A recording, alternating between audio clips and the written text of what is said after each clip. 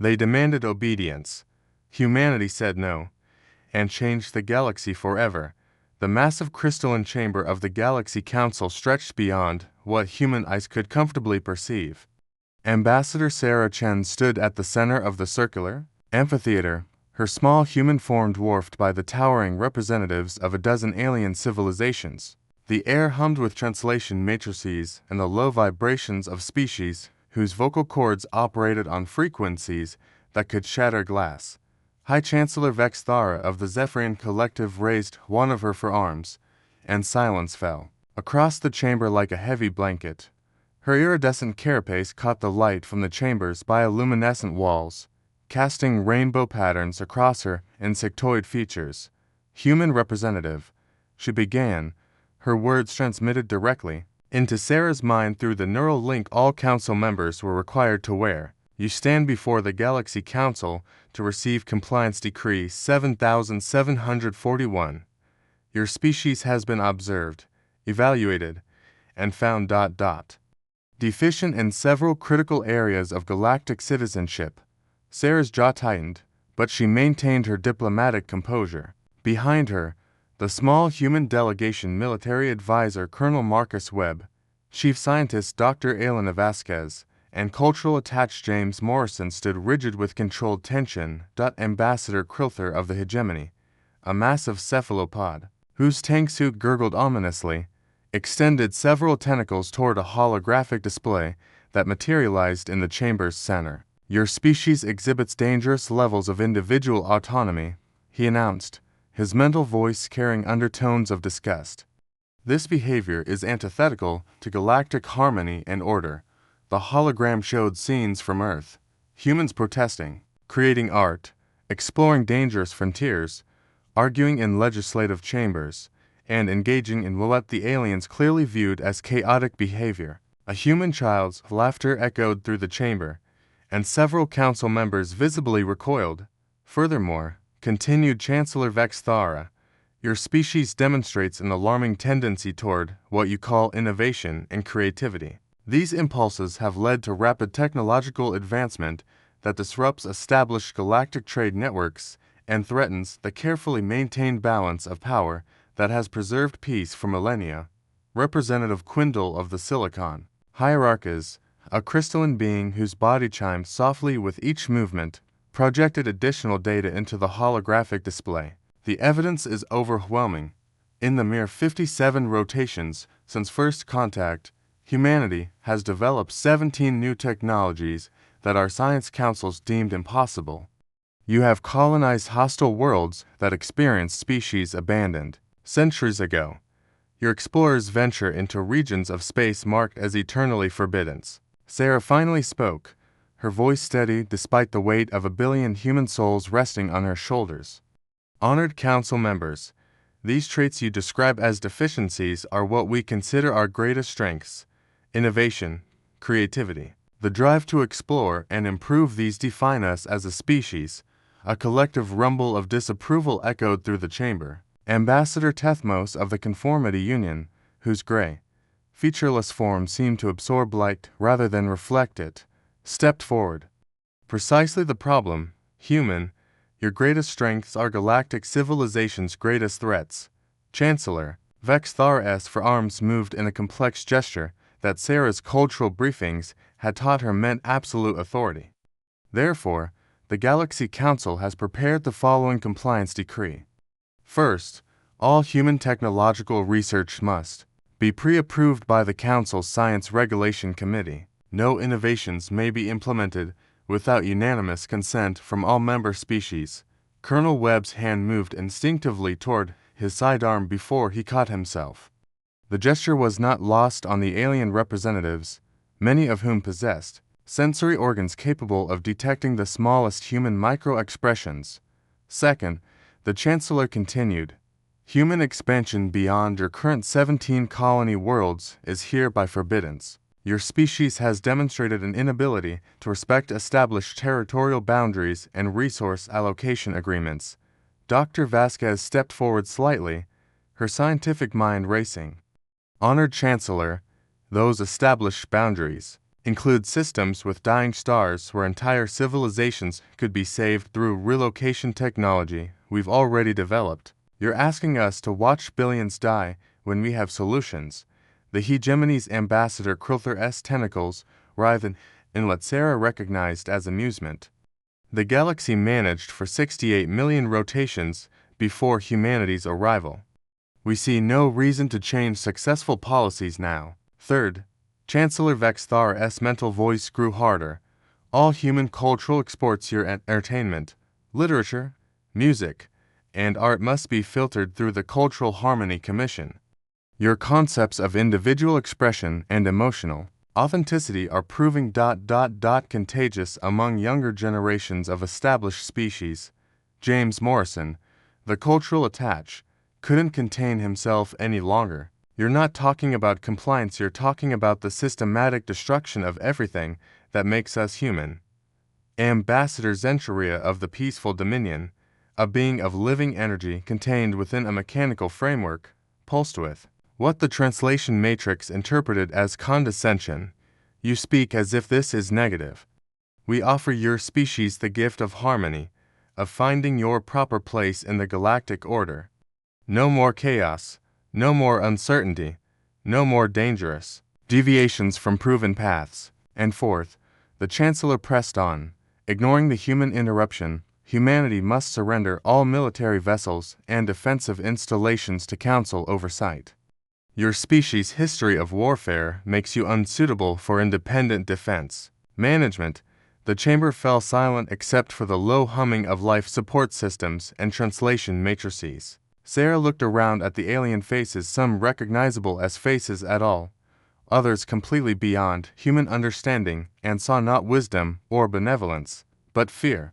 They feared humanity not because humans were monsters, but because humans represented change in a galaxy that had grown comfortable with stagnation.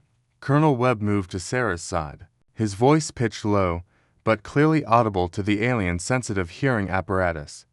Ambassador, they're asking us to stop being human. Sarah nodded slowly, her mind racing through diplomatic protocols, treaty obligations, and the weight of responsibility for her entire species. But underneath all the training and procedure, she felt something else rising, the same spirit that had driven humans to cross oceans, climb mountains, reach for the stars, and refuse to accept limitations imposed by others. Honored members of the Galaxy Council, she said, her voice carrying across the crystalline chamber with newfound authority, I need to confer with my delegation. Chancellor Vexthar's carapace shifted slightly. There is nothing to confer about. Human, these are not negotiations. This is a compliance decree. You will accept these terms, or face the consequences of isolation from galactic civilization. Sarah turned to face her three companions. In their eyes, she saw the same realization she had reached. Dr. Vasquez spoke first, her voice barely above a whisper. They want to lobotomize our entire species. Colonel Webb's military training kept his expression neutral, but his words carried the weight of human history. Every tyrant in human history has demanded compliance. It never ends with the first demand. James Morrison looked around at the alien representatives with new understanding. They've been stagnant for millions of years. They see our growth, our potential, and they're terrified that we'll show their own people what they've been missing. Sarah turned back to face the council, and something in her posture had changed. The diplomatic deference was gone, replaced by something the aliens had seen in their intelligence reports, but never truly understood: human defiance in the face of impossible odds. Honored council members, she began, her voice now carrying the authority of someone who had made a decision that would reshape galactic history. I have consulted with my delegation, and we have reached our conclusion. The chamber grew perfectly still. Even the background hum of technology seemed to quiet in anticipation. The United Earth Federation respectfully declines your compliance decree. The reaction was immediate and explosive. Representative Quindle's crystalline form resonated with shock, creating a sound like breaking glass. Ambassador Krilther's tentacles thrashed so violently that his tank suit's stabilizers struggled to maintain balance. the conformity unions. Tethmos somehow managed to become even grayer, as if the very concept of refusal was draining color from his existence. Chancellor Vextharas for arms spread wide in a gesture of disbelief. You refuse? Human, do you understand what you are saying? No species has ever refused a compliance decree. The consequences, Sarah interrupted, committing what was probably the first act of diplomatic rudeness in the Council's millions of years of existence, are that we remain human. We will continue to innovate, explore, create, and grow. We will continue to help other species solve problems you've declared unsolvable. We will continue to ask questions you've decided shouldn't be asked. Dr. Vasquez stepped forward to stand beside her ambassador. We will continue to do science, not because you approve, but because the universe has mysteries that demand solving. Colonel Webb joined them. We will defend ourselves and our allies, not because you grant us permission, but because protection of the innocent is a human imperative. James Morrison completed their formation, and we will continue to create art, music, literature, and culture that celebrates the individual spirit, because beauty and truth cannot be regulated by committee. Ambassador Zenchuria's energy form flickered with what might have been anger. You would choose isolation over harmony, struggle over stability, chaos over order. Sarah smiled, and for the first time since entering the chamber, she felt truly comfortable. We choose freedom over security, growth over stagnation, and the unknown over the comfortable lie. That's what makes us human. Chancellor Vextharas' mental voice carried undertones of threat that the translation matrix struggled to process. If you leave this chamber without accepting compliance, humanity will be classified as a rogue species. No member of the Galaxy Council will trade with you, communicate with you, or provide assistance of any kind. You will be completely alone in a hostile universe. Colonel Webb's laugh was sharp and humorless. Alone, Chancellor, humans have been alone since we first looked up at the stars. Every species we've encountered has been either hostile, indifferent, or now, apparently, controlling. We've been making our own way for thousands of years. We're not about to stop now. Dr. Vasquez accessed her data pad, bringing up streams of information that painted a very different picture than the one the Council preferred. Besides, we won't be as alone as you think. Our intelligence indicates that there are numerous species throughout the galaxy who have grown tired of Council restrictions. Young scientists prevented from pursuing promising research, explorers forbidden from investigating anomalies, artists censored for expressing authentic emotion. These dissidents represent a tiny minority. Representative Quindle chimed dismissively. They lack the infrastructure, the resources, the organizational capability to challenge established order. James Morrison's smile was subtle but confident. They lack those things. But now they have something they've never had before, an example of successful resistance. And humans have a talent for organization, for building coalitions, for turning impossible odds into stepping stones. The silence that followed was different from the previous ones. This wasn't the silence of shock or disbelief. This was the silence of a power structure suddenly realizing that its foundation might not be as solid as it had assumed. Chancellor Vexthara made one final attempt at reasserting control. Your individual ships cannot stand against the combined fleets of the Galaxy Council.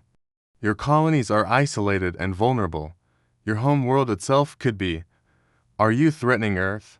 Colonel Webb's voice had gone dangerously quiet, and suddenly every alien in the chamber was reminded that humans were the only species to have completely unified their home planet through warfare before achieving space travel. We are merely stating realities, the Chancellor replied, but there was uncertainty in her mental voice now. Sarah looked around the chamber one final time, memorizing the faces and forms of beings who had just made humanity's choice for them. Then let me state a reality for you.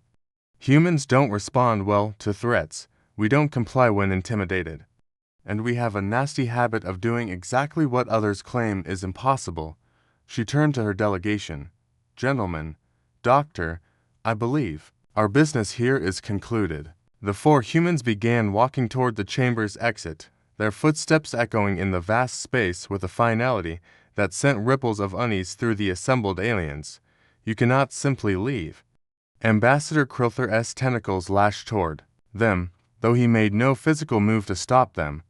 No species leaves the Galaxy Council. No one walks out of a compliance decree. Sarah paused at the chamber's threshold and looked back over her shoulder. No species has ever walked out before, because no species like humanity has ever sat in those chairs. We're explorers, innovators, fighters, and dreamers. We don't accept limitations imposed by others, and we don't surrender our nature for the promise of security. As the massive doors of the council chamber sealed behind them, the human delegation found themselves in the neutral zone's diplomatic quarter, surrounded by the controlled chaos of a dozen different species going about their carefully regulated business. But even here, Sarah noticed something new: furtive glances from younger aliens, whispered conversations that stopped when council security drones passed overhead, and what looked almost like hope in eyes that had never before seen defiance succeed. Well, Colonel Webb said, checking his chronometer, I'd say that went better than expected. Dr. Vasquez raised an eyebrow. Better than expected. Marcus, we just declared independence from galactic civilization. Exactly?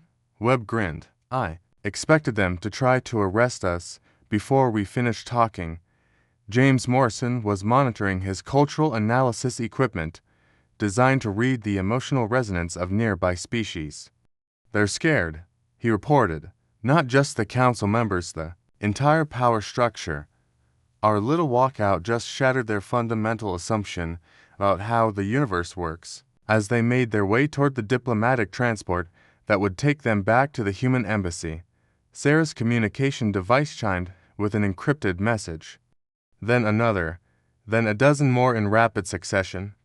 Sarah, Dr. Vasquez looked at her own device in amazement. We're getting communications from everyone. Scientists from the Rigel Collective asking about our terraforming techniques. Explorers from the frontier guilds wanting to join our deep space missions. Even some military commanders from species I didn't know had military commanders. Colonel Webb's tactical display was lighting up with similar messages, trade proposals, defense pacts, research collaborations. It's like half the galaxy was just waiting for someone to stand up to the council. James Morrison's analysis was running overtime, processing cultural and diplomatic implications at a rate that made his equipment overheat. This is unprecedented in the entire recorded history of galactic civilization. No one has ever successfully challenged the Council's authority. We just proved it could be done. Back in the Council chamber, Chancellor Vexthara stared at the sealed doors through which the humans had departed, her forearms trembling with a combination of rage and something she had never experienced before: doubt. This cannot be allowed to stand, she declared to the remaining council members. If word spreads that the compliance decree can be refused, the entire structure of galactic civilization will collapse. Representative Quindle's crystalline form was resonating at frequencies that indicated deep computational analysis. Initial reports suggest the humans' departure is already having effects. Communication traffic between non-council species has increased by 847% in the last standard hour. Several colony worlds are requesting status updates on their own compliance decrees.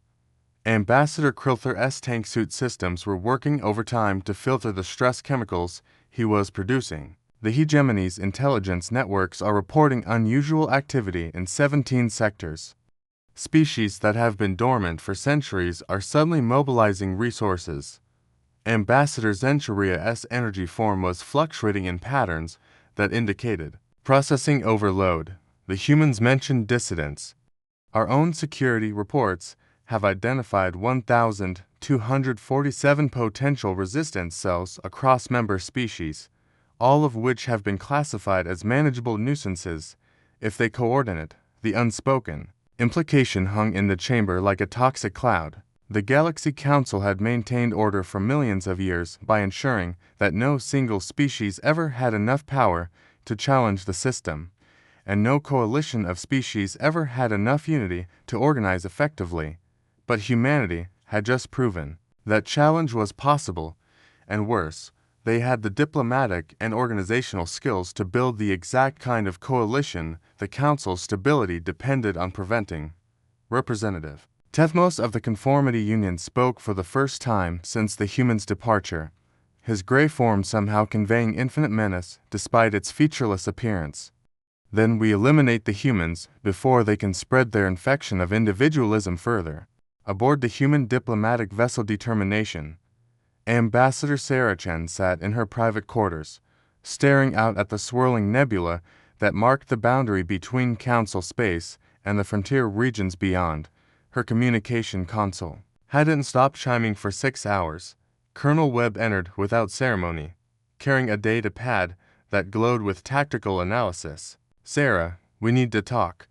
Intelligence reports suggest the Council intaking our departure as well as we hoped." "Define not well," Sarah replied, though her tone suggested she already knew. 3 Council fleet groups have altered course toward human space. The official explanation is routine patrol adjustments, but their new vectors would give them strike capability against our outer colonies within 4 days. Dr. Vasquez joined them, her own data pad showing astronomical readings.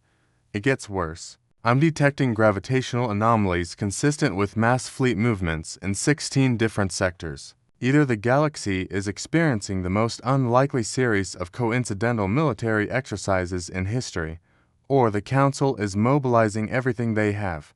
James Morrison appeared in the doorway, his cultural analysis equipment registering readings. That would have been impossible just hours earlier. But here's the interesting part: they're not just mobilizing against us. I'm picking up defensive preparations from dozens of non-Council species. The Rigel Collective has activated their reserve fleets. The frontier guilds are pulling their exploration vessels back to defensive positions. Even the neutral zone authorities are reinforcing their borders. Sarah stood and moved to her command station, where a holographic display showed the galaxy's political situation in real time. Red markers indicated Council fleet movements. Blue showed human positions, and suddenly the display was filling with green markers species and factions that had never before been militarily active. "My God," she whispered, "we didn't just walk out of a compliance hearing. We started a galactic civil war." Colonel Webb moved to her side, his military mind already analyzing the strategic situation. "Not civil war, Sarah. Revolution. Look at the pattern. Every species that's mobilizing has been under some form of Council restriction or compliance decree. We didn't just refuse to comply, we showed them all that refusal was possible." The next 48 hours passed in a blur of encrypted communications, emergency diplomatic sessions, and what would later be called the most rapid alliance formation in galactic history. Species that had never cooperated before found themselves united by a single principle: the right to determine their own destiny. Dr. Elena Vasquez worked around the clock to establish secure communication networks between allied species, her scientific expertise proving invaluable in creating encryption methods that Council surveillance couldn't penetrate. "The beauty of working with so many different species," she explained to her exhausted team, "is that we can create hybrid technologies that no single civilization could crack." Colonel Webb found himself coordinating with military commanders from dozens of species, many of whom had been forced to maintain only minimal defense forces under Council regulations. "What we lack in individual firepower, we make up for in diversity," he reported to Sarah. "Council tactics are designed to counter conventional military thinking, but when you combine human guerrilla strategies with Andromedan stealth technology and Centauri adaptive shields, you get something completely new." James Morrison was perhaps the busiest of all, serving as cultural liaison between species that had never needed to communicate as equals before. "The Council's greatest mistake," he observed, "was assuming that cultural suppression created stability. Instead, it created a reservoir of shared resentment that we're now tapping into." But it was Ambassador Sarah Chen who faced the greatest challenge: transforming humanity from a single defiant species into the diplomatic center of a galactic resistance movement. The communications from potential allies kept coming, but so did the intelligence reports about Council fleet movements. Ambassador Colonel Webb entered her temporary command center aboard the Determination, which had become the de facto headquarters of what news services were calling the Freedom Coalition. "We have a problem. The Council has issued what they're calling an enforcement decree. Any species providing aid or comfort to humanity will be subject to immediate compliance action." Sarah looked up from the holographic display showing Allied positions throughout the galaxy, and our allies' response. "Take a look for yourself." The display updated in real time, showing the locations of Allied fleets. Instead of withdrawing, the green markers representing coalition forces were moving closer together, forming defensive formations that would have been impossible to coordinate just days earlier. In the depths of space, where 3 solar systems formed a natural gravitational nexus, the largest gathering in galactic history was taking place. Ships from dozens of species hung in the void, their diverse designs creating a tapestry of technological achievement that no single civilization could have imagined. Aboard the human vessel Determination, now serving as the flagship of the hastily formed Freedom Coalition, Ambassador Sarah Chen prepared for what would either be her species' finest hour or their final act of defiance. Coalition vessels. She broadcast on the secured frequencies that Dr. Vasquez had designed. "This is Ambassador Chen. 12 hours ago, the Galaxy Council issued their final ultimatum. Submit to compliance or face extermination. Their fleets are moving into position as we speak." The response came from Captain Zarthel of the Rigel Science Fleet, his crystalline voice carrying across space with determination that surprised even him. "Ambassador Chen, the Rigel Collective has never engaged in military action in our 6,000-year history, but we have also never had the opportunity to choose our own path. Today, we choose to stand with humanity." Commander Veltara of the Andromedan Rangers added her voice. "The Andromedans have been forced to abandon 17 colonies because the Council deemed them non-essential. Today, we reclaim our right to explore and settle where we choose." One by one, representatives of 37 different species added their voices to the growing chorus of defiance. Each had their own reason: scientific research forbidden by Council doctrine, territorial expansion blocked by ancient treaties, cultural expression suppressed in the name of harmony. But all were united by the simple principle that humanity had demonstrated: the right to say no. Colonel Webb's tactical display showed the approaching Council Armada, over 2,000 vessels representing the combined might of the galaxy's oldest civilizations. "Sarah," he said quietly, "our intelligence estimates suggest we're outnumbered 12 to 1. Sarah nodded, her eyes fixed on the display showing their own forces. Ships that had never fought together, crews that had never cooperated, technologies that had never been integrated. By every conventional measure, they had no chance of survival. But as she looked at the diverse fleet arrayed around them, she realized that conventional measures had ceased to apply the moment humanity had walked out of that council chamber. "Colonel," she said, her voice carrying to every ship in the coalition fleet, "signal all vessels. Prepare for combat. Today, we find out what freedom is worth." The space around the gravitational nexus erupted into chaos as the Council's enforcement fleet dropped out of hyperspace in perfect formation. Chancellor Vexthar flagship, the massive dreadnought Conformity, led the charge with weapons that had maintained galactic peace through threat of annihilation for millions of years. But the Freedom Coalition didn't fight like any enemy the Council had ever faced. Human destroyers, small and fast, darted between the massive Council vessels using hit-and-run tactics that had been perfected in Earth's ancient naval battles.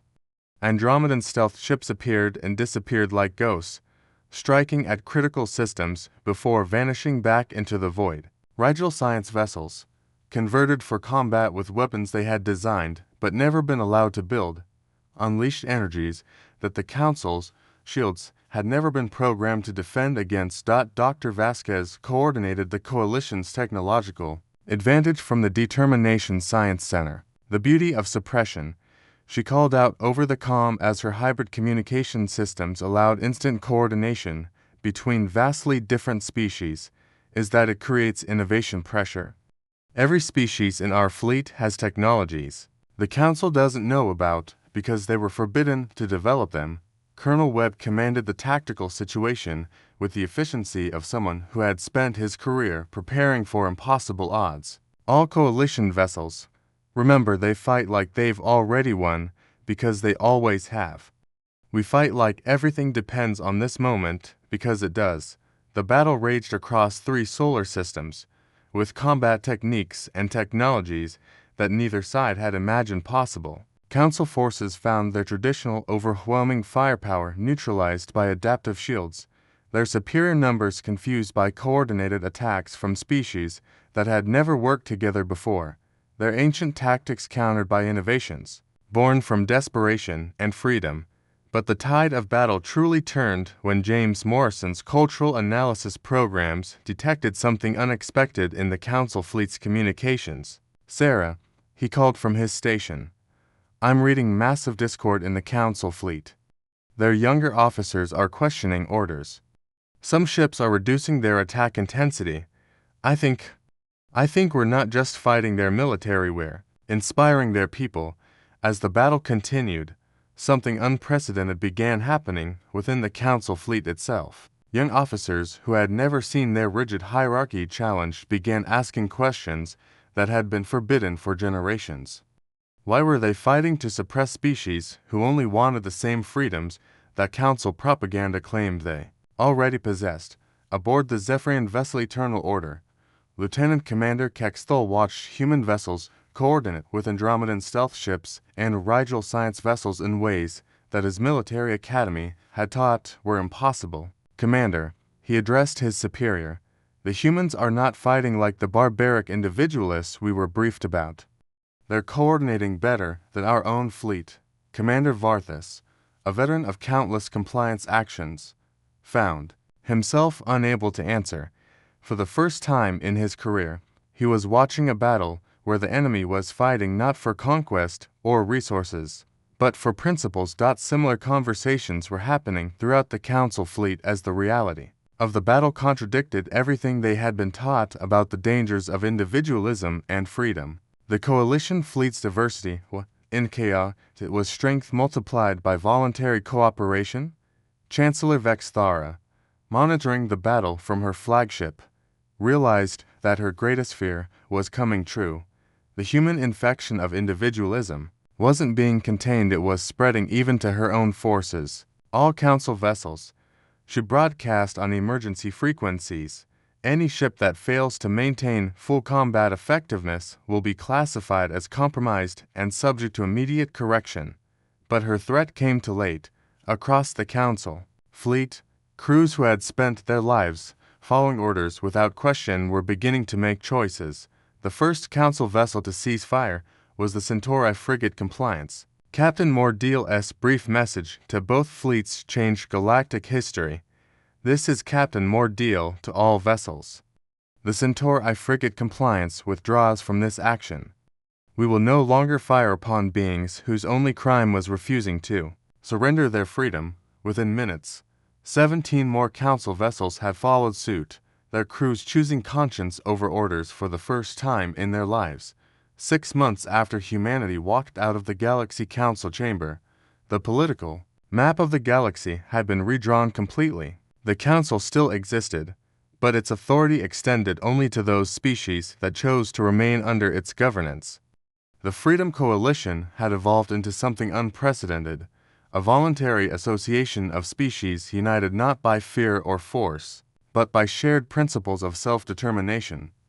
Ambassador Sarah Chen stood on the observation deck of New Harmony Station, humanity's first contribution to coalition infrastructure. The station itself was a marvel of cooperative engineering, human structural design enhanced by Andromedan materials science, powered by Rigel energy systems, and defended by integrated defensive networks that no single species could have created. Alone, penny for your thoughts. Colonel Webb joined her at the viewport, looking out at the diverse fleet of ships that now represented the galaxy's newest political entity. I was thinking about that moment in the council chamber. Sarah replied, when we realized we had to choose between security and freedom. I wonder if we knew then how much we were really choosing. Dr. Vasquez approached from the station science section, carrying a data pad filled with reports that would have been impossible under council rule. The preliminary surveys are complete. Sarah, we've identified 47 star systems that the council classified as forbidden zones or resource-restricted areas.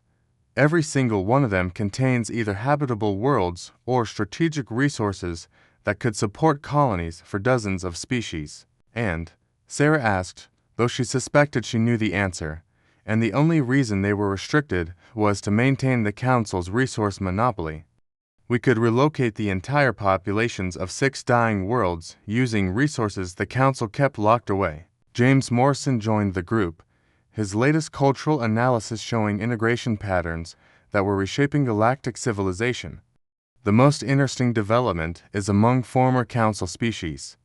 We're seeing cultural renaissance movements on dozens of worlds: art, music, literature, scientific research, all the things that were suppressed in the name of harmony. Colonel Webb's tactical display showed a galaxy that was more active than it had been in millennia. Defense partnerships, trade agreements, joint exploration missions. It's like the galaxy suddenly remembered how to grow again. Sarah nodded, watching a group of young beings from 7 different species working together on a stellar cartography project through the viewport. They were mapping regions of space that had been declared off-limits for millions of years, their combined perspectives revealing patterns that no single species could have recognized. The council was wrong about one thing, she observed. They claimed that diversity leads to chaos. But what we're seeing is that diversity leads to strength, innovation, and growth. The chaos was in the suppression, not the freedom. A year after the walkout, Ambassador Sarah Chen received an unexpected visitor. Chancellor Vex Thar of the former Galaxy Council requested a private meeting aboard New Harmony Station, arriving alone in a small diplomatic vessel that bore none of the grandeur of her former position. They met in Sarah's office, a space designed with human efficiency but decorated with art from a dozen coalition species. The contrast with the sterile perfection of the old council chamber was deliberately obvious. Ambassador Chen, the former chancellor, began, her forearms held in a posture that Sarah's cultural training recognized as humility. I come not as a representative of the old order, but as an individual seeking understanding. Sarah gestured to a chair that had been specially designed for Zephyrian physiology. Please, sit. Though I admit I'm curious about what brings you here. Vex Thar's carapace had lost some of its iridescent sheen, and her movements carried a weariness that spoke of fundamental change. The council still exists, but our authority extends to fewer worlds each day, not through conquest or rebellion, but through choice.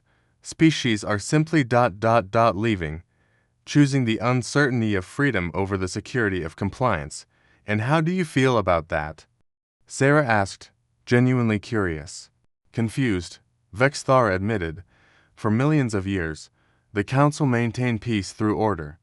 We prevented wars, eliminated conflict, ensured stability, but what we're seeing now, the voluntary cooperation, the innovations, the solutions to problems we had declared unsolvable. It challenges everything we believed about governance. Sarah leaned forward slightly. The council wasn't wrong about wanting peace. Chancellor, you were wrong about how to achieve it. True peace doesn't come from suppressing conflict, it comes from resolving conflict through cooperation and mutual respect. But the chaos, Vex Thar protested, the unpredictability. How do you manage a civilization where every individual can make independent choices? Sarah smiled, the same expression that had marked humanity's transformation from isolated species to galactic catalyst. You don't manage it, Chancellor. You participate in it. You contribute to it. You trust in the fundamental truth that beings, making free choices, will generally choose cooperation over conflict, growth over stagnation, hope over fear. Vexthara was quiet for several minutes, processing concepts that her entire worldview had been designed to reject. Finally, she spoke again. My homeworld has requested information about joining the coalition. Not as a council member world, but as ... individuals. And what did you tell them? I told them that the choice was theirs to make. Vexthara's admission carried the weight of a lifetime of rigid hierarchy being voluntarily abandoned. For the first time in my life, I told them that the choice was theirs to make. 5 years after humanity's walk out from the Galaxy Council, the political structure of the galaxy had stabilized into something unprecedented in galactic history. The old council maintained authority over perhaps a third of inhabited systems, those that chose security and predictability over freedom and growth. The Freedom Coalition had evolved into a voluntary association that encompassed another third of the galaxy, species and worlds united by shared principles rather than imposed authority. But perhaps most significantly, the final third of the galaxy existed in a state that political scientists were still trying to define independent worlds and species associations that chose their own paths, sometimes cooperating with either the Council or Coalition, sometimes forming their own temporary alliances, sometimes simply pursuing their individual destinies among the stars. Ambassador Sarah Chen, now serving as humanity's primary representative to the Coalition Assembly, stood before a gathering that would have been impossible under the old order. Representatives from over 200 different species filled the amphitheater of New Harmony Station, not because they were required to attend, but because they chose to participate in collective decision-making. Friends and colleagues, she began, using a term that would have been forbidden under Council protocol. Today marks the 5th anniversary of what historians are calling the Great Choice, the moment when species throughout the galaxy remembered that freedom is not something that can be granted by others, but something that must be claimed by oneself. The assembled representatives, some in environmental suits, others in energy containment fields, still others existing as pure information patterns, listened with the attention of beings who had chosen to be there. We gather today not to celebrate humanity's defiance, but to acknowledge a simple truth that species throughout the galaxy rediscovered together, that the right to determine one's own destiny is not dependent on others' permission, but on one's own courage to choose. The applause that followed was unlike anything the galaxy had ever heard, not the synchronized approval of enforced consensus, but the chaotic, beautiful sound of hundreds of different species expressing genuine agreement in their own unique ways. Dr. Elena Vasquez, now serving as the Coalition's chief science coordinator, approached the podium with data that would have been heretical under the old order. In the 5 years since the formation of the Coalition, we have seen unprecedented advancement across every field of knowledge. Collaborative research between species has solved problems that individual civilizations struggled with for millennia. The Andromeda Rigel terraforming project has successfully restored 7 dead worlds to full habitability. The Human Centauri Deep Space Exploration Initiative has discovered 17 new star systems suitable for colonization. She paused, looking out at representatives whose ancestors had been forbidden to share knowledge across species lines. But perhaps most importantly, we have proven that cooperation freely chosen is infinitely more powerful than compliance imposed by force. Colonel Marcus Webb, now serving as the Coalition's defense coordinator, presented the security situation. With military precision, the galaxy is more peaceful today than it has been in recorded history. Not because conflict has been suppressed, but because most conflicts are now resolved through voluntary mediation and mutual benefit rather than force. The few remaining aggressive factions find themselves increasingly isolated as more species choose cooperation over conquest. James Morrison, elevated to Cultural Integration Director, shared perhaps the most remarkable statistics of all. We are witnessing the greatest cultural renaissance in galactic history. Art, music, literature, and philosophy are flourishing across hundreds of worlds. The exchange of ideas between species has created new forms of expression that no single civilization could have imagined. The galaxy is not just more free, it is more alive. As the anniversary celebration continued aboard New Harmony Station, Sarah received an urgent communication from the station's security chief. Ambassador, we have an unexpected arrival.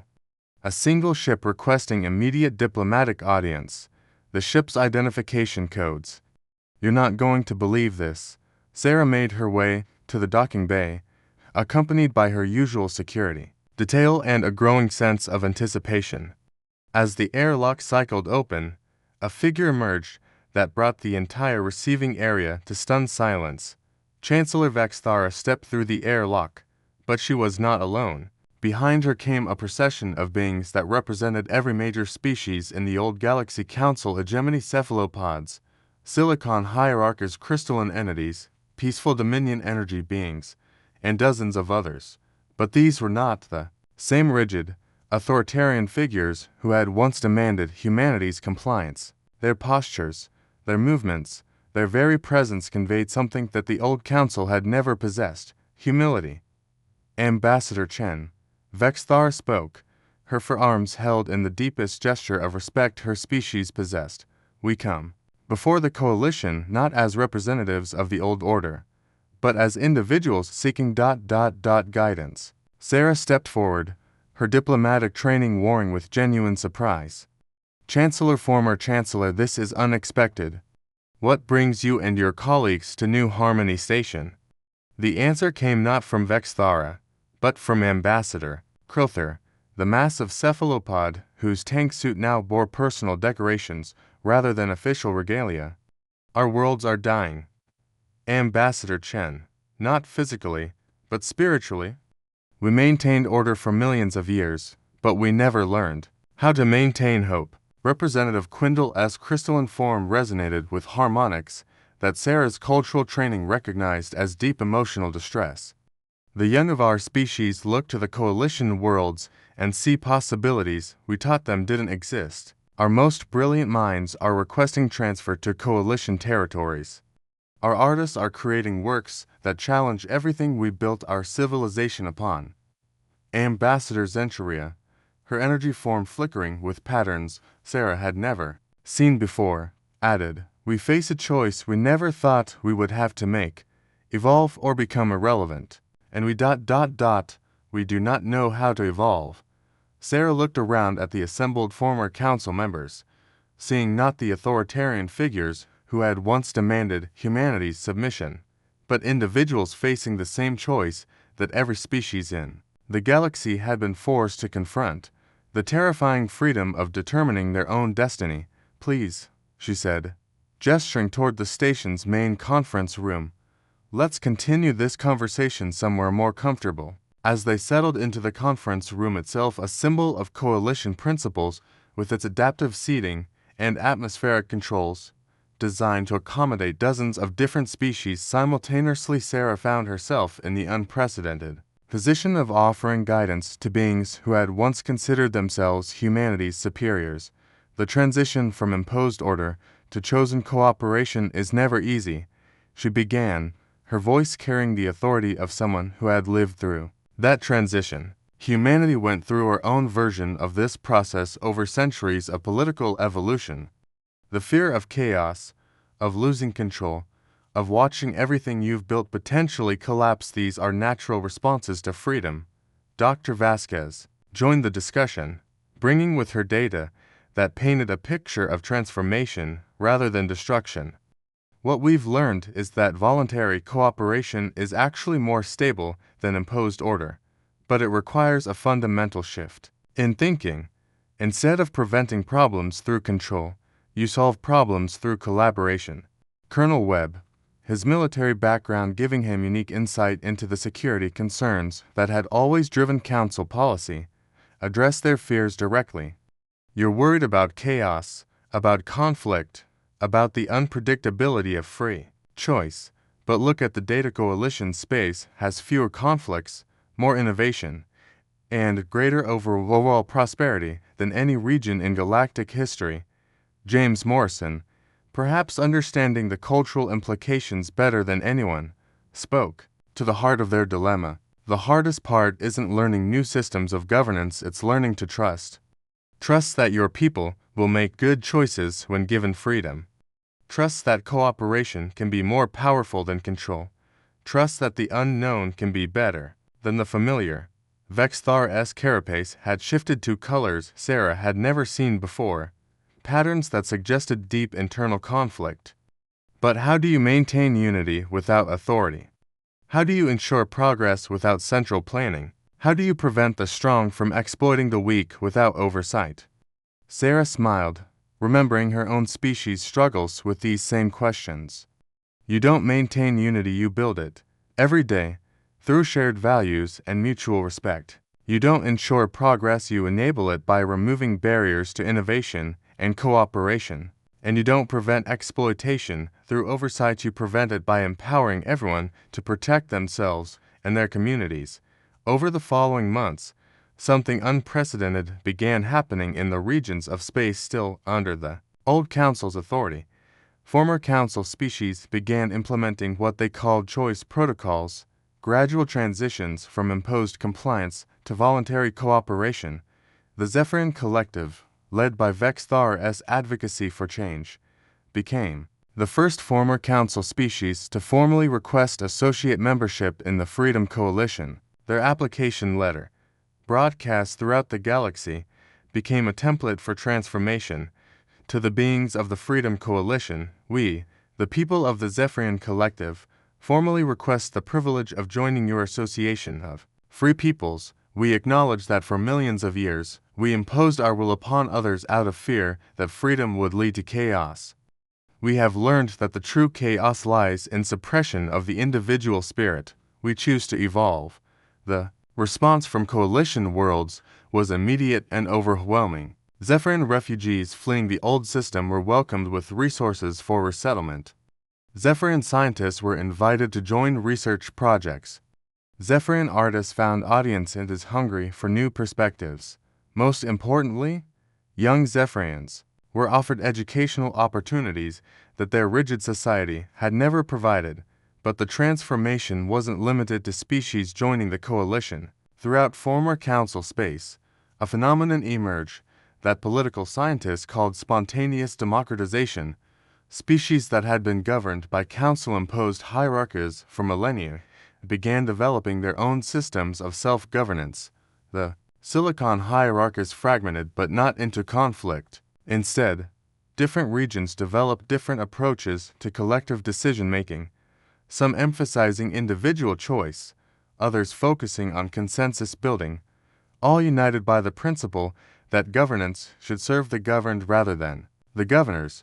The hegemony's rigid caste system began to dissolve as members of different castes began working together on projects that required diverse skills rather than hierarchical authority. The results were revolutionary, artistic achievements that combined the aesthetic sensibilities of different castes, technological innovations that emerged from cross-caste collaboration, and social structures that emphasized contribution rather than status. Dr. Elena Vasquez stood in the Coalition's new Deep Space Research Center, watching a team of scientists from 17 different species work together on humanity's most ambitious project yet, mapping the galactic core region that had been declared absolutely forbidden by the old Council. The preliminary surveys are extraordinary, she reported to Sarah during their weekly briefing.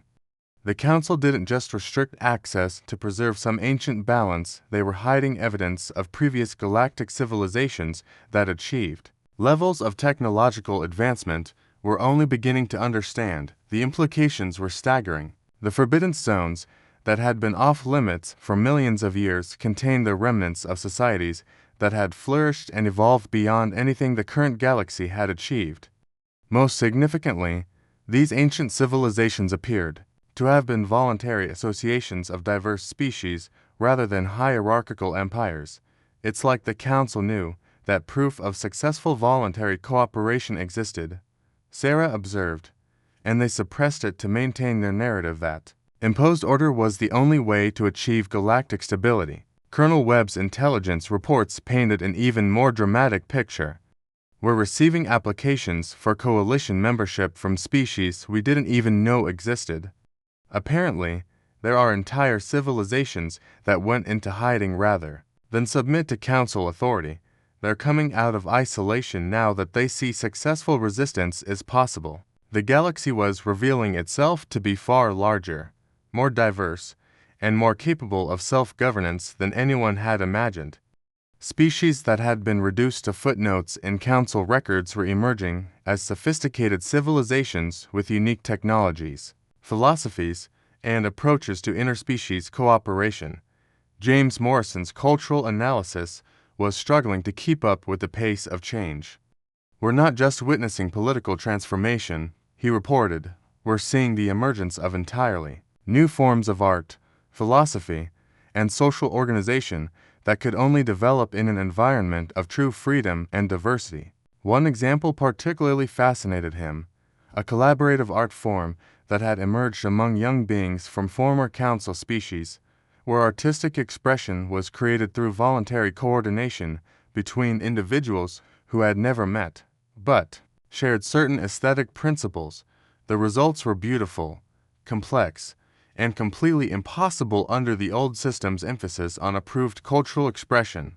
But freedom, as humanity had learned throughout its history, brought new challenges, as well as new opportunities. Not every species that gained independence from council authority used their freedom wisely. The aggressive Dominion, a species that had been strictly controlled under council rule, began expanding aggressively into neighboring systems once the council's restrictions were lifted. Their raids on peaceful settlements created the coalition's first major external security crisis. The irony, Colonel Webb observed during an emergency coalition defense meeting, is that they are using the same justification the old council used, claiming that their way of life is superior and that other species need to be brought into compliance with their vision. Sarah found herself facing the classic dilemma of free societies: how to defend freedom without becoming authoritarian in the process. The solution came from an unexpected source: former council military officers who had joined the coalition and understood both the mindset of authoritarian expansion and the principles of defensive cooperation. Commander Veltara, the former Andromedan Ranger who had become one of the coalition's most effective military leaders, proposed a strategy that became known as the Freedom Defense Protocol. We don't conquer the aggressive Dominion, she explained to the coalition assembly. We isolate them. Every species they attack receives immediate coalition support for defense. Every world they threaten receives offers of voluntary protection. We make aggression economically and militarily unsustainable while offering alternatives based on cooperation. The strategy worked brilliantly. Faced with unified defensive response and offers of genuine partnership, even the aggressive Dominions, subject species began choosing coalition protection over Dominion control. Within 2 years, the aggressive Dominion found itself isolated, its expansion halted, and its own people questioning why they were fighting for conquest when cooperation offered better results. More importantly, the crisis established precedent for how free societies could defend themselves without compromising their principles, through voluntary collective defense and by offering better alternatives to authoritarian rule. 10 years after humanity's walk out from the Galaxy Council, Ambassador Sarah Chen published what became known as the Galactic Charter of Free Peoples, not as law or regulation, but as a philosophical framework that had emerged from the coalition's experience. The Charter's core principles were simple. First principle: self-determination. Every sentient being and every association of sentient beings has the inherent right to determine their own destiny, limited only by the equal rights of others to do the same. Second principle: voluntary cooperation. Cooperation freely chosen is infinitely more powerful and sustainable than compliance imposed by force. True unity emerges from shared values, not shared submission. Third principle: diversity as strength. The differences between individuals and species are not obstacles to overcome, but resources to be celebrated and utilized. Innovation and growth emerge from the intersection of different perspectives. Fourth principle: evolutionary governance. Systems of governance must be capable of change and growth. No political structure, however successful, should be considered permanent or beyond improvement. Fifth principle: defensive cooperation. Free peoples have both the right and the responsibility to defend freedom, their own and others. Through voluntary collective action against authoritarian aggression, the charter spread throughout the galaxy not as imposed doctrine, but as inspiration for species developing their own approaches to self-governance. Some adopted its principles directly, others used it as a starting point for their own philosophical frameworks, and still others developed completely different approaches that nonetheless respected the fundamental right of self-determination.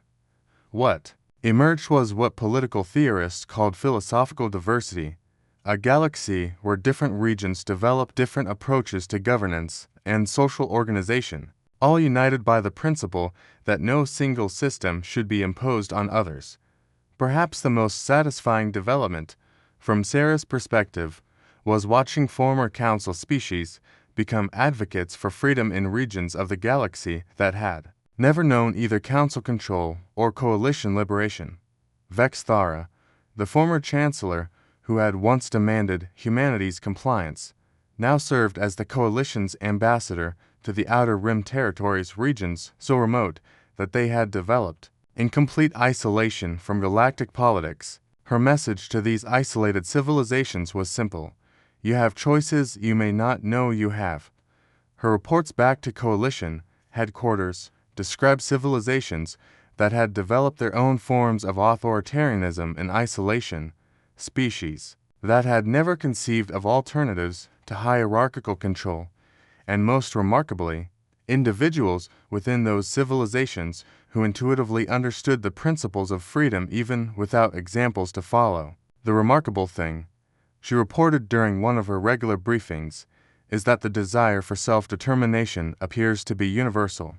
Even in civilizations that have never experienced freedom, individuals exist who understand instinctively that there must be better ways to organize society. Her work in the Outer Rim became a model for coalition engagement with previously unknown civilizations, not conquest or conversion, but simply demonstrating that alternatives existed and offering support for those who chose to explore them. Dr. Vasquez's scientific exchange programs had similar effects.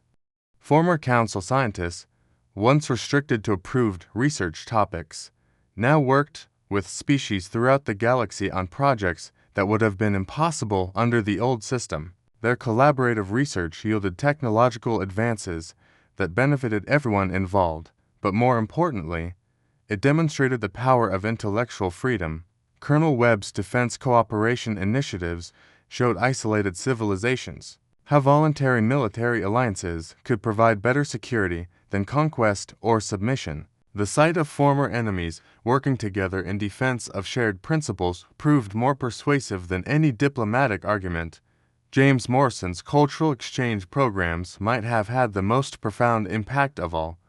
Art, music, literature, and philosophy from coalition worlds reached civilizations that had never imagined such diversity of expression was possible. The cultural renaissance that followed often preceded political transformation. As beings who experienced intellectual and artistic freedom began to question why such freedom didn't extend to governance. 15 years after the walkout, Sarah received a communication that she never expected, a formal invitation to address the remnant of the old Galaxy Council. The organization still existed, governing perhaps a dozen species that had chosen to maintain the old system, but its influence had dwindled to near irrelevance. The invitation came from Chancellor Morthic, Vexthara's successor, a younger member of the Zephyrian species who had been selected specifically because of his willingness to engage with the new galactic reality. Ambassador Chen, his message read, "The Council formally requests your presence to address a question that has divided our remaining membership, whether the principles of imposed order can coexist with the reality of galactic freedom, or whether we must choose between evolution and extinction. Sarah accepted the invitation, though she insisted on bringing a full coalition delegation. The return to the crystalline chamber, where humanity had made its historic choice, was surreal. The vast amphitheater that had once held representatives from hundreds of species now hosted barely 2 dozen beings, their presence dwarfed by the architecture designed for galactic governance. Chancellor Morthic was younger than his predecessor, his carapace showing the brighter coloration of a Zephyrian who had not spent centuries in the sterile environment of absolute authority. His greeting was respectful but not subservient a tone that would have been impossible under the old system. Ambassador Chen, honored coalition representatives, we thank you for accepting our invitation. The question before us is simple but profound. Can the old council find a path forward that honors both our historical commitment to order and the new galactic reality of chosen freedom? Sarah looked around the chamber, remembering the intimidation and arrogance that had once filled this space. Now she saw beings who were genuinely seeking answers rather than imposing solutions. Chancellor Morthic, she replied, the question isn't whether you can find a path forward, it's whether you're willing to walk it. The principles of freedom don't require the destruction of every existing institution, but they do require that every institution justify its existence through servanthood rather than power. The discussion that followed lasted 3 days and covered philosophical territory that the old council would have considered heretical. Representatives of the remaining council species asked questions that challenged their fundamental assumptions about governance, security, and social organization, but, without central authority, asked Representative Yulthara of the Stability Dominion, how do you prevent chaos? How do you ensure that the strong don't exploit the weak? Dr. Vasquez responded with data from 15 years of coalition experience. Chaos doesn't come from freedom, it comes from the suppression of natural problem-solving mechanisms. When people are free to organize, innovate, and cooperate voluntarily, they develop solutions to problems that central authority never could have imagined. And exploitation, added Colonel Webb, is actually easier to prevent in free societies because victims have recourse to alternatives. Under authoritarian systems, the victims of exploitation have nowhere to turn. James Morrison addressed the cultural concerns that clearly troubled many council representatives. You're worried that freedom leads to cultural fragmentation and loss of identity, but what we've seen is the opposite. Free cultures are stronger, more vibrant, and more confident than suppressed ones. When people choose their cultural expressions rather than having them imposed, those expressions become more meaningful, not less. The most challenging question came from Chancellor Morthic himself. If we were to evolve our approach to governance, how could we maintain legitimacy with our people? They have known only the council system for millions of years. Sarah understood that this was the heart of their dilemma. Chancellor, legitimacy can't be maintained, it has to be earned continuously through effective service to the people you govern. The old council's legitimacy was based on the claim that you were necessary for order. The new legitimacy would be based on demonstrating that you're valuable for progress. She paused, looking around at beings who were grappling with concepts that challenged everything they had been taught about leadership and governance. The most successful transitions we've seen involve current leaders becoming facilitators rather than rulers. Instead of imposing decisions, you help your people make better decisions. Instead of preventing problems, you help your people solve problems. Instead of maintaining order, you help your people create better order. 6 months after Sarah's address to the Remnant Council, Chancellor Morthic made an announcement that completed the transformation of galactic governance. The Galaxy Council hereby dissolves its authority over member species and reconstitutes itself as the Galactic Cooperation Facilitation Service, a voluntary organization dedicated to assisting species and civilizations in developing their own approaches to self-governance. The transformation was remarkable. Former council enforcers became mediators, helping species resolve conflicts through negotiation rather than impose solutions. Former council administrators became advisors, sharing organizational expertise. with civilizations developing new governmental structures. Former Council scientists began collaborating openly with coalition researchers on projects that had been restricted for millions of years. Most significantly, the species that had remained under Council authority were given genuine choice for the first time in their recorded history. Some chose to join the coalition. Others developed their own unique approaches to self-governance. A few chose to maintain traditional hierarchical structures, but now those structures had to earn support rather than demand compliance. The galaxy had become what political theorists called a voluntary civilization, a collection of independent peoples who chose to cooperate rather than being forced to submit. Trade flowed more freely than ever before. Scientific research advanced at unprecedented rates. Cultural exchange created new forms of art and philosophy that no single species could have developed alone, but perhaps most importantly, the galaxy had learned to change and grow. The static stability that the old council had maintained for millions of years was replaced by dynamic equilibrium, constant evolution guided by shared principles rather than imposed rules. 25 years after humanity walked out of the galaxy council chamber, Ambassador Sarah Chen stood once again on the observation deck of New Harmony Station, but now she was not alone.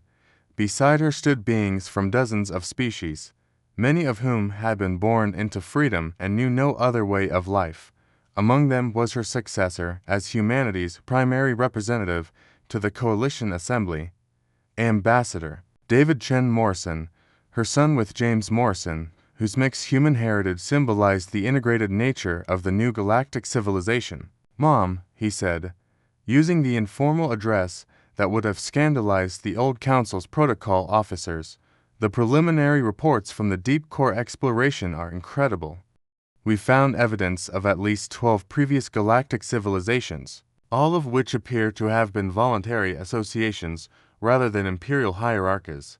Sarah nodded, watching ships from dozens of different species cooperating on the massive exploration project. "It makes sense. Empires are inherently unstable. They require constant energy to maintain control over unwilling subjects. Voluntary civilizations are self-sustaining because they're based on mutual benefit rather than imposed submission." Dr. Elena Vasquez, now elderly but still sharp, joined them at the viewport. Her latest research had focused on what she called evolutionary civilization theory, the idea that civilizations, like biological species, either evolve or become extinct. "The remarkable thing," she observed, "is that we're seeing evolution in real time. Species that were stagnant for millions of years under council control, developing new technologies, new art forms, new approaches to social organization at rates that would have been impossible under imposed stability." Colonel Webb, now serving as the coalition's senior strategic advisor, brought a military perspective to the discussion. "From a security standpoint, the galaxy is more stable now than it's ever been, not because conflict has been eliminated, but because most conflicts are resolved through negotiation and mutual benefit rather than force." James Morrison, now Director of Galactic Cultural Studies, had perhaps the most profound observation. "We're witnessing the emergence of metaculture, cultural expressions that could only exist in an environment where different species interact as equals rather than as rulers and subjects." As Sarah prepared to retire from diplomatic service, she reflected on the question that had driven her throughout her career. What did it mean to be human in a galaxy full of other intelligent species?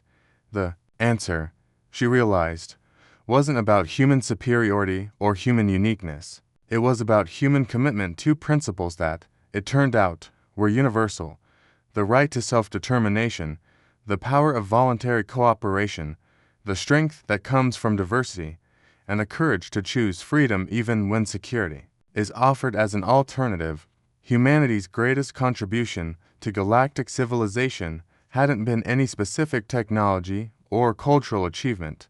It had been the simple act of saying no to imposed compliance and yes to the unknown possibilities of freedom.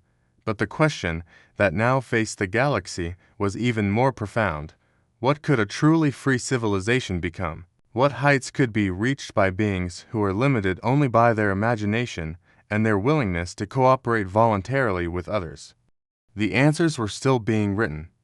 In research stations throughout the galaxy, scientists from dozens of species worked together on projects that pushed the boundaries of knowledge. In colony worlds across hundreds of systems, different species learned to build societies based on mutual respect rather than hierarchical dominance. In the deep space regions that had once been forbidden, explorers discovered that the universe was far stranger, more beautiful, and more full of possibilities than anyone had imagined. The galaxy had learned that freedom wasn't the absence of order, it was the presence of chosen order. It wasn't the elimination of cooperation, it was the elevation of cooperation from imposed duty to voluntary gift. It wasn't the destruction of civilization, it was the evolution of civilization beyond the limitations that fear and control had imposed. 100 years after humanity walked out of the Galaxy Council chamber, the event had become a symbol throughout the galaxy, not of human defiance specifically, but of the eternal choice that every intelligent being faced, whether to accept limitations imposed by others or to claim the right to determine their own destiny. The galaxy of that era would have been unrecognizable to the beings who had once demanded human compliance. Voluntary civilizations flourished throughout the spiral arms. Technologies that the old council had declared impossible were commonplace. Art forms that had been suppressed for millions of years enriched the lives of countless beings. Most remarkably, the galaxy continued to grow and evolve, each generation building upon the achievements of the previous while developing their own unique contributions to galactic civilization. The coalition itself had evolved far beyond its original form, becoming less a political entity than a philosophical movement, a commitment to the principles of freedom, voluntary cooperation, and the right of all beings to choose their own path among the stars. In schools throughout the galaxy, young beings of dozens of different species learned about the day when humans said no to imposed compliance. But the lesson wasn't about humanity specifically, it was about the power that every individual possessed to change the course of history through the simple act of choosing freedom over security, growth over stagnation, hope over fear. The galaxy had learned that civilization's greatest achievements came not from the elimination of choice, but from the multiplication of choices, not from the suppression of differences, but from the celebration of diversity, not from the maintenance of static order, but from the embrace of dynamic evolution. And in the end, that might have been humanity's greatest gift to the galaxy, the demonstration that the future belonged not to those who demanded compliance, but to those who had the courage to walk out when compliance was demanded, trusting that the unknown held better possibilities than the familiar cage. The choice continued, as it always would, with each new generation of beings deciding for themselves whether to accept the limitations others imposed or to claim the limitless possibilities of freedom among the stars. This completes the full script of the Galaxy Council demanded compliance. Humans walked out instead. The story explores themes of freedom versus security, individual rights versus collective order, and the power of voluntary cooperation over imposed compliance, all through the lens of humanity's place in a galactic civilization.